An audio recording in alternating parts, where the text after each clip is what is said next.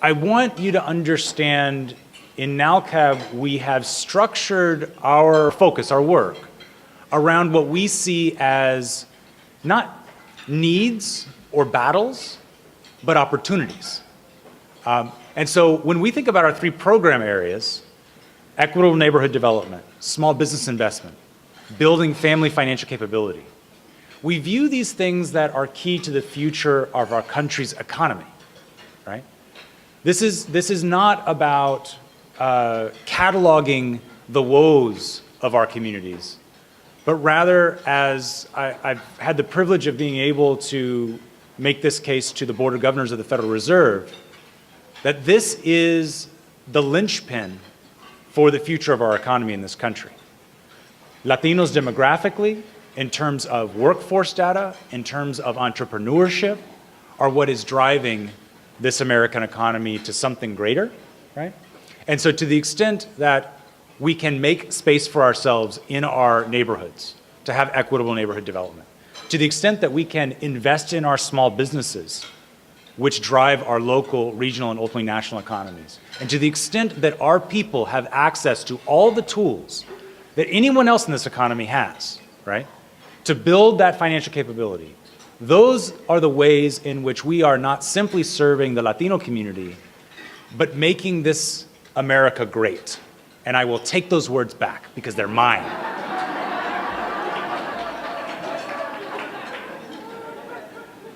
And that idea of pivoting, right, from a catalog of concerns and worries and problems to opportunity is something that I learned most fundamentally from Raul Raymundo. Raul is the CEO of the Resurrection Project in Chicago, one of our enormously trailblazing institutions in this network and in this country. He is the former chair of the NALCAB Board of Directors. And for me, very personally, a mentor, someone who I have tried to, as close as possible, see where those feet step and get my feet right in those same footprints, right? And if there's one thing more than any other that Raul has drilled into my head, is this idea that we don't need fundamentally to be worried.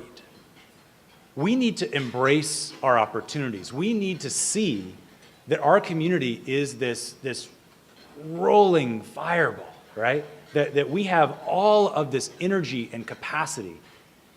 And all we've got to do is just make way, right? Open paths, right? Not drag people along, but just get out of their way, right? And so it's my really distinct privilege to introduce to you for a second time today one of my great mentors, and this time Raul Raymundo.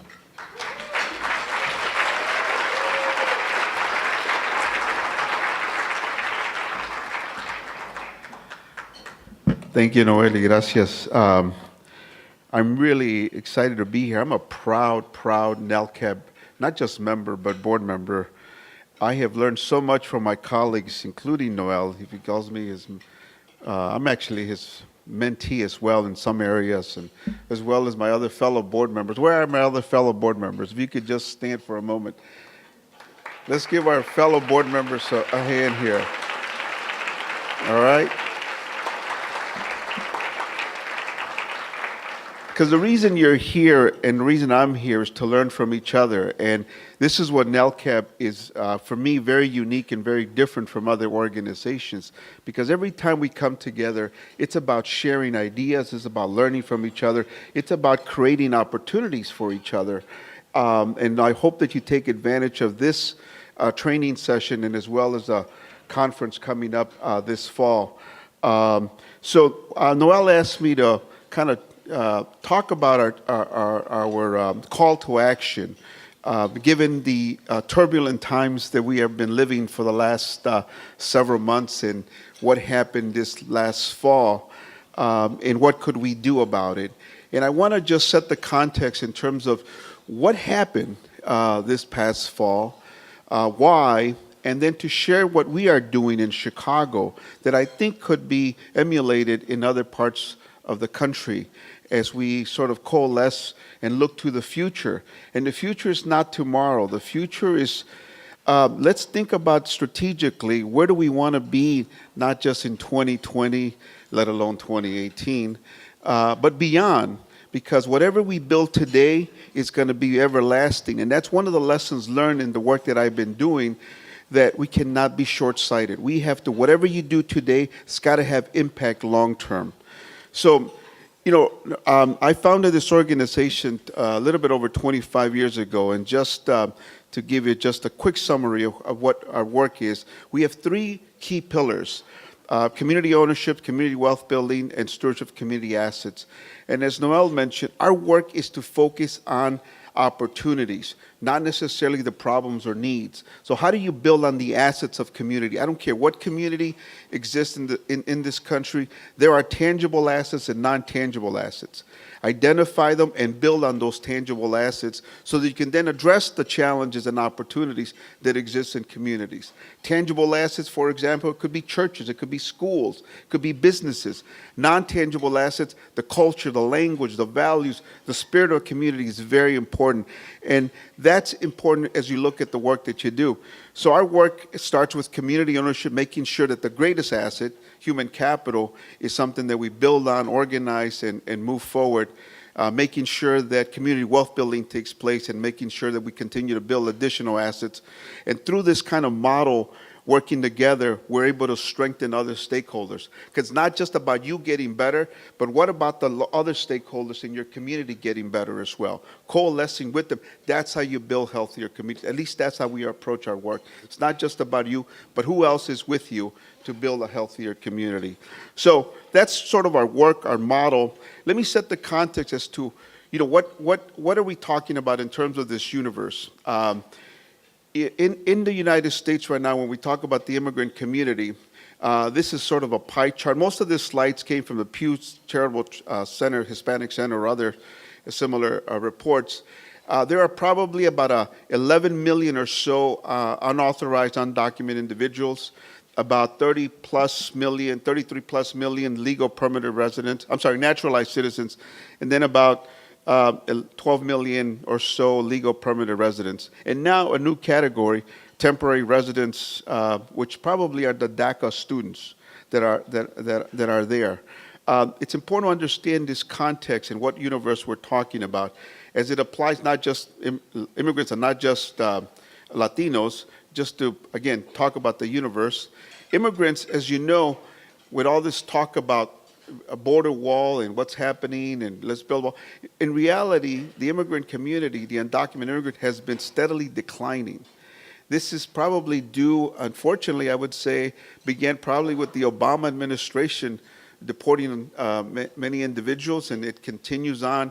Today, in the first 6 months, they have deported more individuals who are law-abiding, if you will. Their only crime is being here illegally, undocumented, I should say, than Obama did in the entire last year. So in the first 6 months, more have been deported with no criminal records other than being undocumented in the first 6 months than in the entire last year. Okay, that's what we're dealing with. And as you could see, you know, it's been in the last 5 or 6 years, the unauthorized, undocumented population has remained flat. So all this talk about, you know, enforcement and border security and all that stuff is just, you know, nonsense, right? In fact, as you most of you know, most of the unauthorized, undocumented immigrants didn't come by the border, right? They came by many airports and overstayed their visa and continue to do so. So just to understand it. Now, what happened?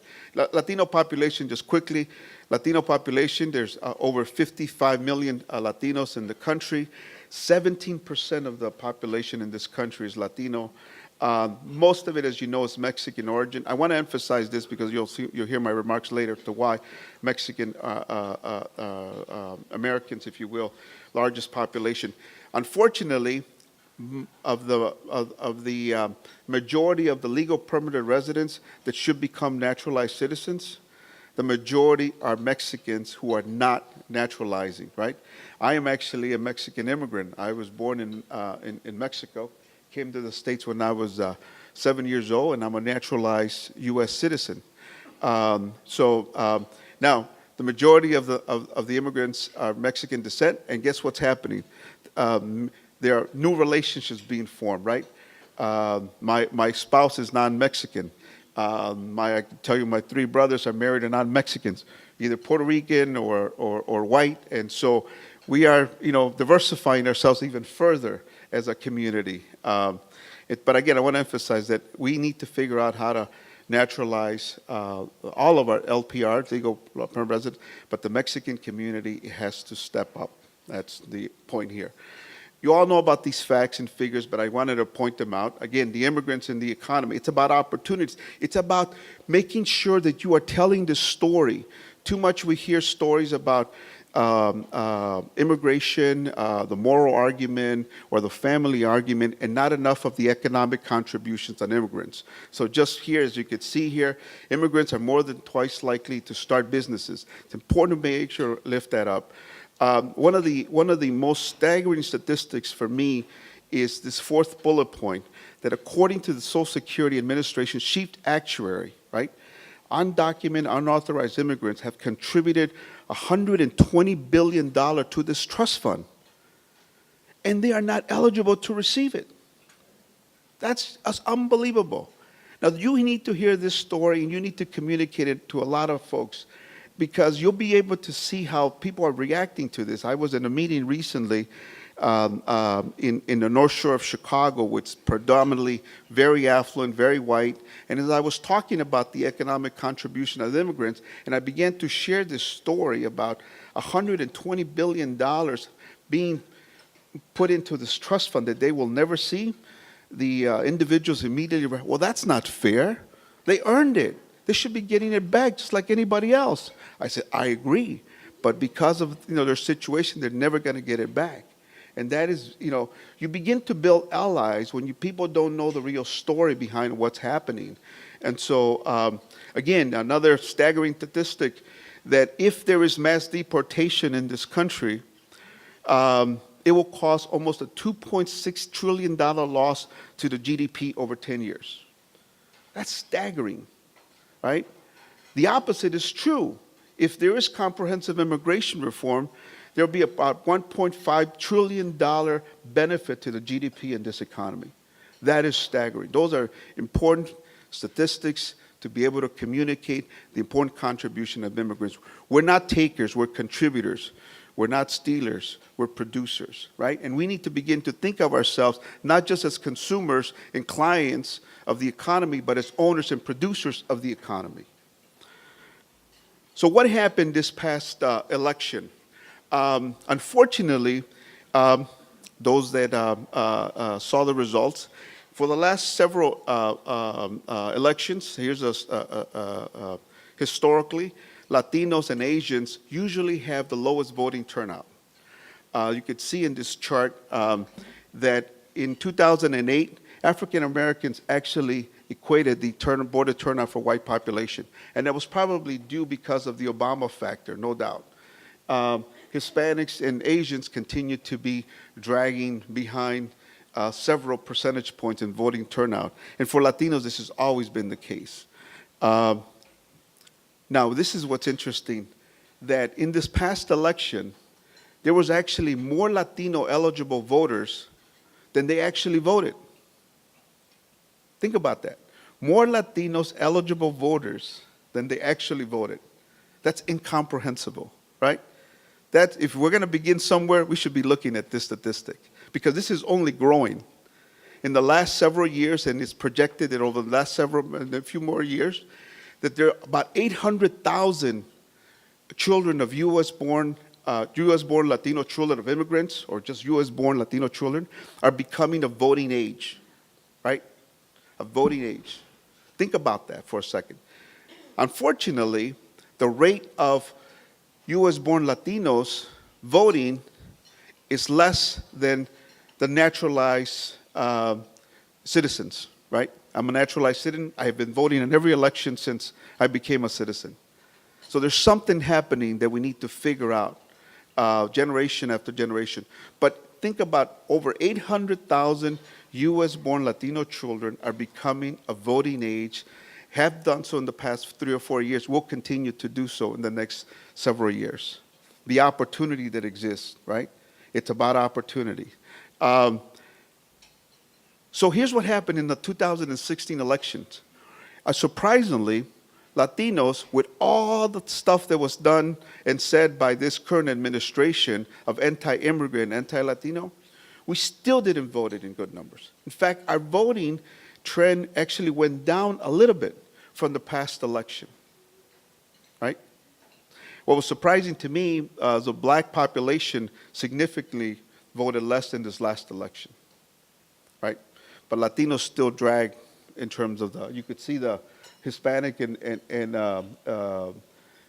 Asian vote still lags the African American white vote, but the black vote significantly declined this last election. You know, lots of reasons why Obama wasn't on the ticket.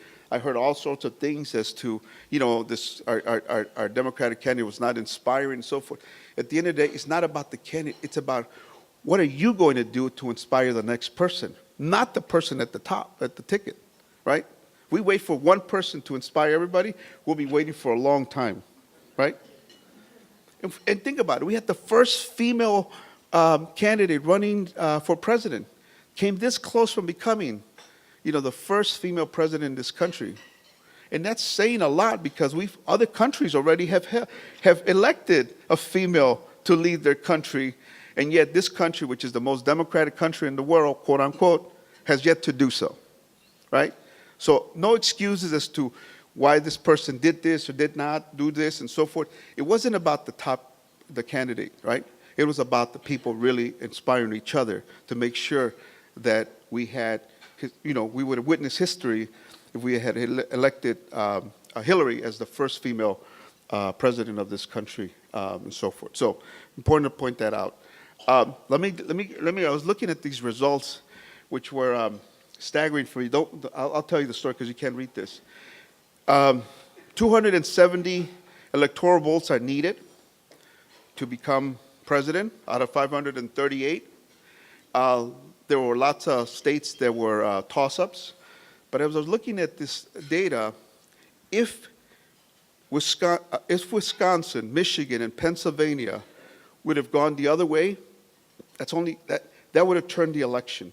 That meant that Hillary would have had 278 electoral votes, and our current president less than that. Why do I point to this? Because in these 3 states combined, there's only about 100,000 votes. Wisconsin was lost by about 10,000. Michigan was lost by about 30,000. And then Pennsylvania by the balance of that. Think about that. 100,000 votes or so in this country of 137 million that voted was a deciding factor. There are many other deciding factors you could look at, right? Black vote down, and so forth and other things. But look at this for a moment, right? So we need to figure out what to do as we move forward, whether in Philadelphia, in Milwaukee, Detroit, growing population of Latinos and immigrants in Detroit, you name it. There are opportunities to make sure that we do the right thing moving forward. So I just wanted to set the context in terms of what is the environment that we are dealing with, or what happened in this past election, what could have we done differently about it. Rather than dwell on the outcome, it's more important to figure out what are we doing next.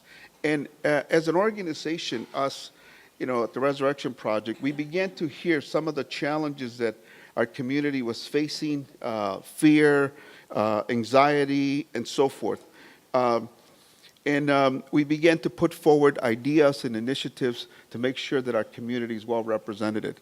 Let me, if you can indulge me for a moment, I sent this statement out 2 days after the election. And I'm only going to read the first paragraph and the last. And I said something like, the 2016 presidential election is over, and the American voters have sent mixed messages. A mixed message, I'm sorry. It appears that the new president did not win the majority vote, but did win the Electoral College vote, which is necessary to win the presidency. For some, and I do believe this, there was some joy, and for others there was tremendous anxiety. But as I say here, this is the democracy we live in, and it must be respected, right? We cannot change the outcome. The outcome is what the outcome is. Nevertheless, we also live in a democracy where people must hold their elected officials accountable to create an America that embraces diversity, promotes economic opportunity for everyone, and builds on the legacy of immigrants. That's also the democracy we live in. The last paragraph of my statement after was like, on the day after the election, the sky didn't fall. In fact, in Chicago, it was bright and sunny, and it reminded all of us at our organization that our mission needs to remain strong, and that we are fully committing to acting on our faith and values to create healthier communities for all.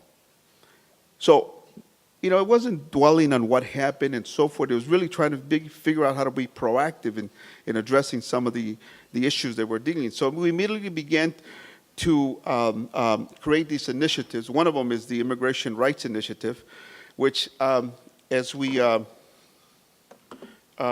began our work here, let's see here. We started looking at how are we going to protect the assets of immigrants.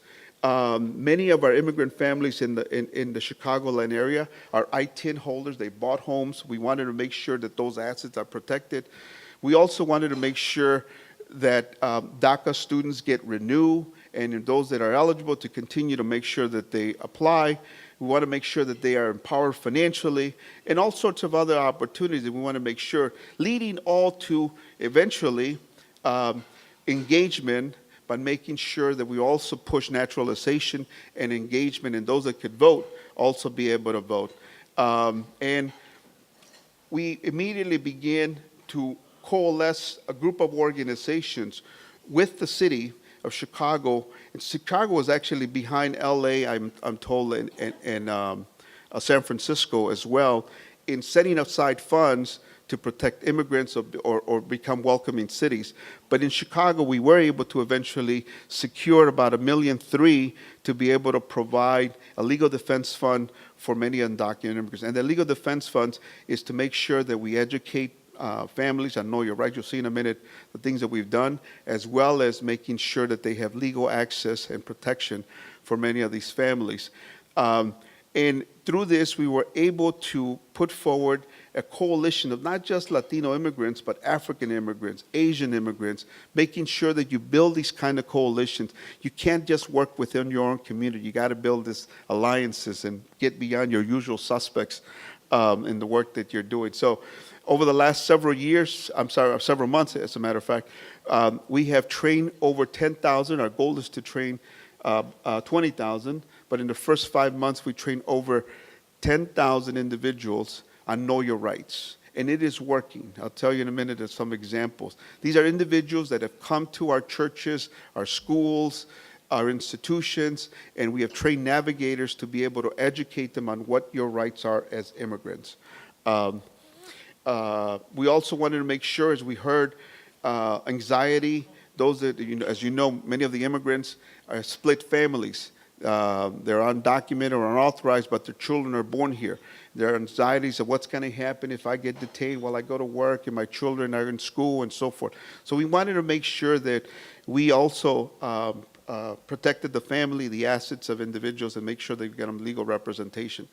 Our partner organizations I mentioned, it could not just be one organization.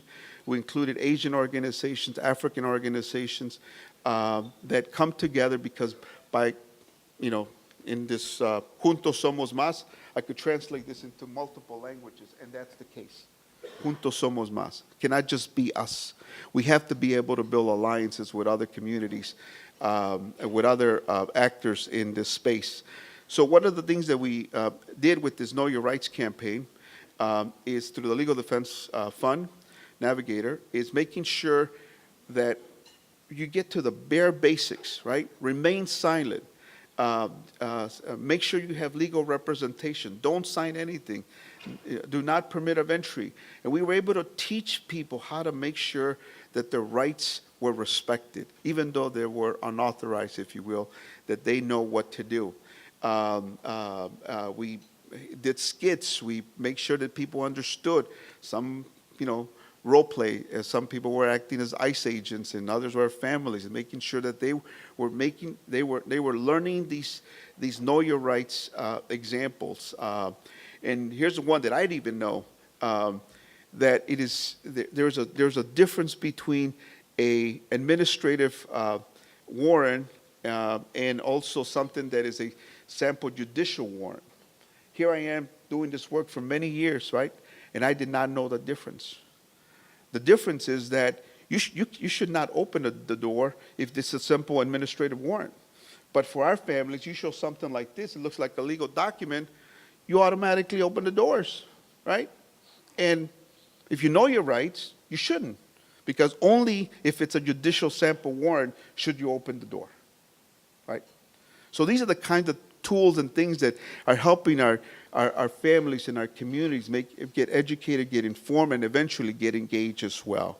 Be able to teach families what to do in terms of where if somebody is detained, where to go to. Make sure that if you're in a larger city, make sure you're in conversations with the consulates, because they are important allies in immigrants being detained, and make sure that you identify who they are. We started preparing emergency plans for families. Again, critical, because of, I mentioned earlier, a lot of families' anxiety, their children are U.S. born, they're undocumented, what's going to happen with my situation? So it's giving them options for a family emergency plan. Again, protection of assets, very important. Typically, the assets that our families have, either their homes because they bought it through an ITIN mortgage, they bought a car, they have savings. How do you make sure that those assets are protected? So we did a lot of work with families, continue to do, making sure that they have the right information and are not taken advantage by the infamous notarios, who always come out of the woodwork when these things happen, and try to represent you on everything and gouge people. So making sure also that you could prevent wealth from being sucked away or assets from being sucked away as we move forward. So those are some of the things that we have done. Again, we make sure that we were intentional about identifying what were the challenges, but also what were the assets. And the assets for us were the incredible number of volunteers that came out of the woodwork, right? The assets, right? There were either citizens themselves, legal permanent residents, and they were not even immigrants in many cases. They're just volunteers said, this is just not right what's going on, how can we volunteer, and so forth. And I would challenge you, wherever you are, that these individuals exist, that you got to begin to build alliances with folks of all colors, of all political perspectives as well. I belong to several efforts in Chicago. One is called Protected by Faith, which is getting the different faith communities to work together on protecting immigrants regardless of, the faith that they are. It's important. You'd be surprised on that. One of the coalitions that I also most involved with right now is the Illinois Business Immigrant Coalition, which again is trying to build the argument of contributions of immigrants to the economy. But in this coalition, one of the things I've learned the most is that my strongest allies to the immigrant community, both undocumented and legal, if you will, are moderate Republicans. Incredible. They understand business. They understand the economy. They understand that what's something that's going on in the air right now is not right, and they have been the most proliferous advocates in alliances with our communities, immigrant communities, to be able to move forward agendas, because for the next 4 years, we're not going to do much at the federal level, but we could do stuff at the local level. And that's what I want to make sure you understand. Just because we might not be able to change what's going on at the national level right now, doesn't mean you cannot do things at the local level. So who are your allies at the local level? In Chicago, we have a welcoming city ordinance, as an example. Right now, we're also trying to pass the Illinois Trust Act, which would be a welcoming state, bipartisan, by both parties. Now we're waiting for the governor to sign it, who happens to be a Republican, who's a moderate guy. And these moderate Republican business leaders just took out today, I just got an email, a op-ed piece as well as advertisement encouraging the governor to sign this Illinois Trust Act, right? And these individuals are, again, you got to sit down with them. You have to understand what motivates them. And I did with one of them, who happened to be the former CEO of Exelon, John Rowe, who's one of the co-chairs. And I said, John, what is it what moves you to do this? He said, it just that's not right, you know.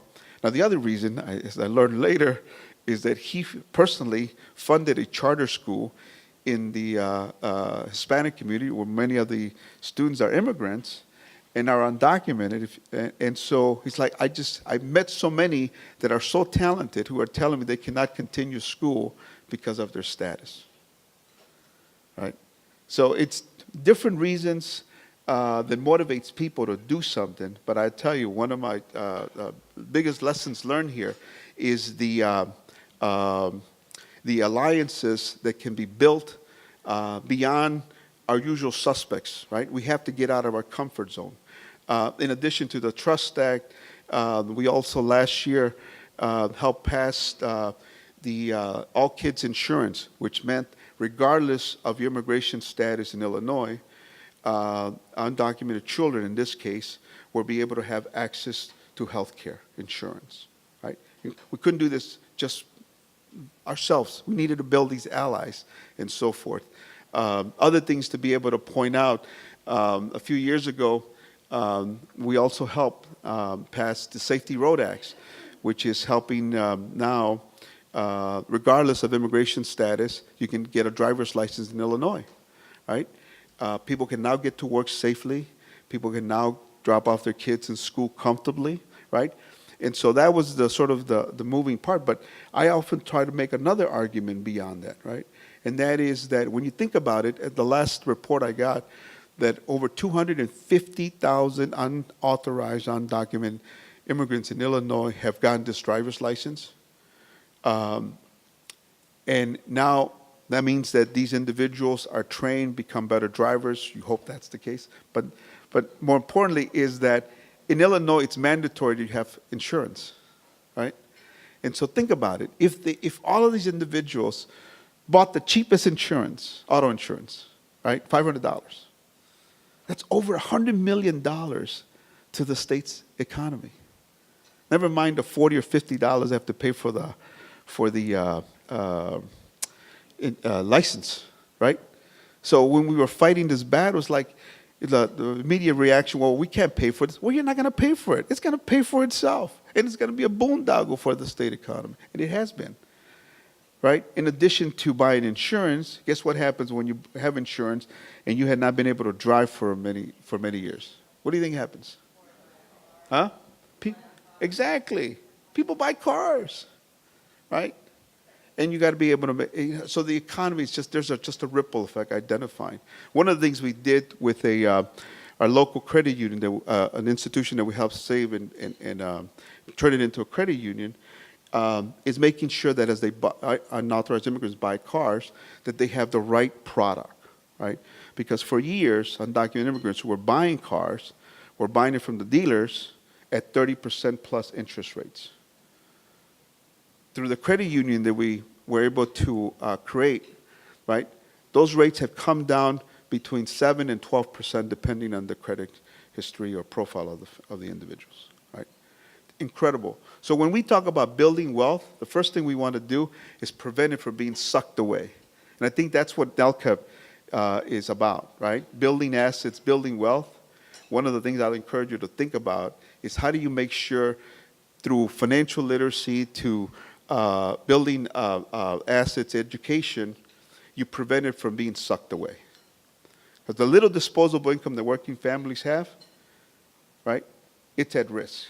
Because we live in a country where there is a dichotomy, right? The poorer you are, the more expensive things are, right? Interest rates, food, whatever it is, right? So we have to figure out how to be more intentional about making sure that our families, our constituents, understand how to be better, wiser consumers, and eventually owners and producers of the economy. That's the big takeaway for this afternoon, that we want to make sure that we are owners and producers of the economy, not just consumers and clients, and we are producers, not takers. What's next? Again, different part of coalitions. One of the coalitions that I'm working very closely now, some of my colleagues are here, it's in Chicago, is the NPNA. NPNA has created this infographic about, how do we move our path to power here.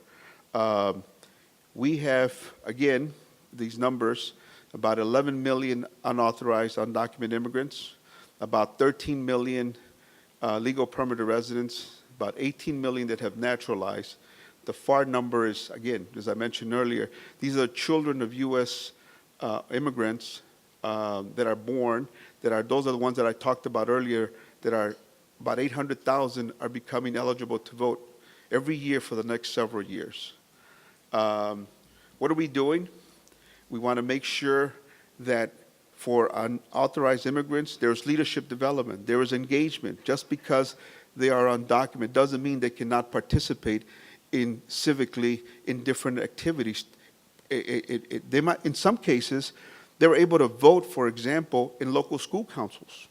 They're able to vote in churches. So it's just making sure that people understand that particular part, because when they do become legalized, and I'm optimistic that it will, it's not a question of if, it's when, right? It might just take longer now.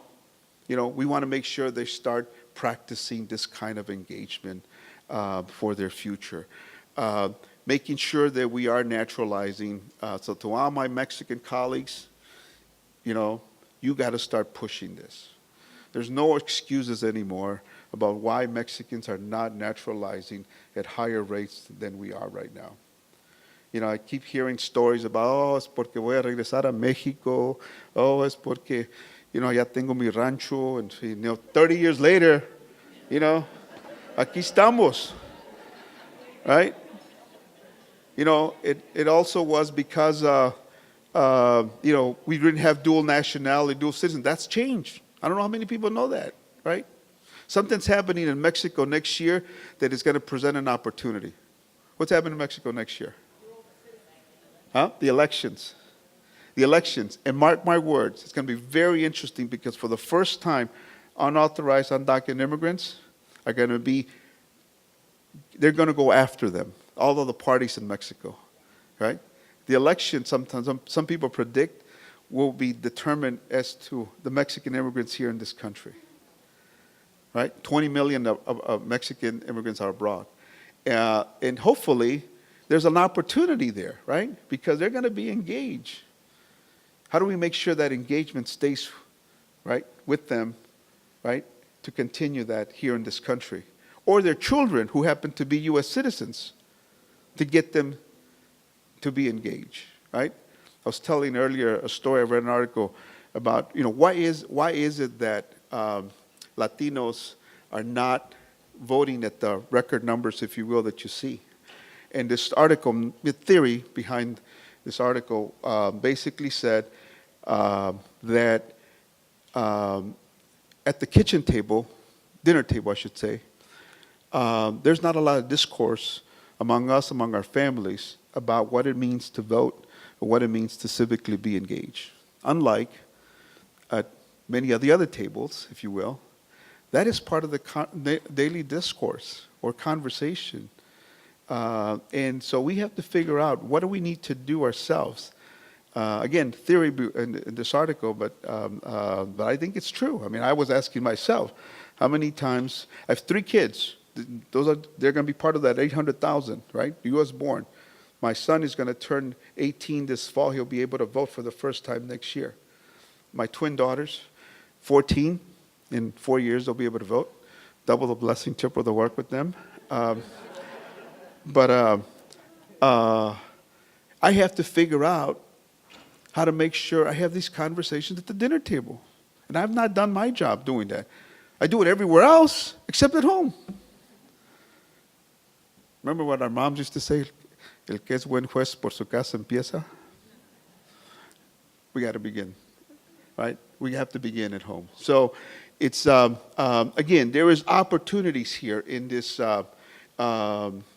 future of ours. I mean, leadership training, community organizing, make sure that we get people involved in the electoral process, build alliances, right? I'm so optimistic about what the future holds that we have to act, right? Because we know what the other side is doing. We know what the current status quo is, and it's not a pretty one. But we can't, just feel angry and be disappointed. We got to figure out what do we do moving forward. So I'll leave you with a couple of thoughts, and then when I was asked to pause and open up for questions. I just started reading this book, so I can't tell you the end yet, but so far the beginning and the middle is just incredible. There are two that if you want to learn what the hell happened in the last 10 years, one is called Rat Fucked, and the other one's called Dark Money, right? Rat Fucked is by David Daly, and Dark Money by Jane Mayer. I haven't started Jane Mayer's book, but it's about what happened with Citizens United and why so much money exists in elections and so forth. But Rat Fucked, I want to just, from what I read, excuse me, it's interesting. It's interesting because, just quickly because I think this is going to be where the battlegrounds are going to be in the next few years. It's about how the current party in power in 2008, knowing when Obama won, that the future of the demographics of this country were changing significantly. They needed to figure out how they were going to if you will, have still power. And they masterfully, according to this book, figured it out, which is going after the state legislatures in every single state and turn them to their side. And then they were able to redraw the districts in most of these states, right? And that's why you have election after election, more Democratic votes in almost every state. Like, for example, in Pennsylvania, you had more Democratic votes than you had Republican votes, yet you have more Republican representatives, right? Same thing happened in Wisconsin, same thing happened in North Carolina, and so forth and so on. So it's just fascinating. But they had the foresight. Again, I don't blame them. I give them credit. Somebody had the smarts, the thinking behind this intentionally, right? And do so. That's what's missing on our side, right? We need to figure out. They were thinking long term. They weren't thinking next year, right? And what they got is the results I think we're experiencing. So we have to figure out how do we build on our opportunities, right? And not think about tomorrow, but think about long term. Think about your kids who are U.S. born. I'm thinking of my kids, my 14-year-old daughters. What world are they going to be part of 10 years from now? Not next year. We'll work on next year, but. All right.